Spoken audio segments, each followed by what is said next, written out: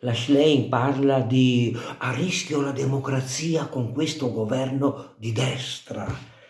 Sì, perché voi mi pare che sia il contrario, che la democrazia è a rischio con voi, con quello che dichiarate tra Landini, la Salis e voi, è tutto un minestrone diciamo, ecco. È perché voi non ci state a stare all'opposizione, non ce la fate a restare all'opposizione, ma vorreste comandare anche stando all'opposizione, cioè sempre sopra come l'olio vorreste stare voi. Siete stati al governo con governi tecnici non eletti dal popolo e avete comandato anche lì.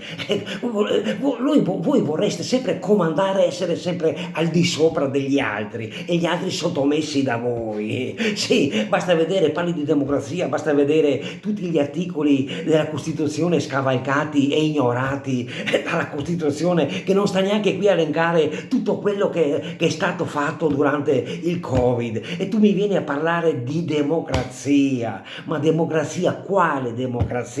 Democrazia cristiana? Ma va!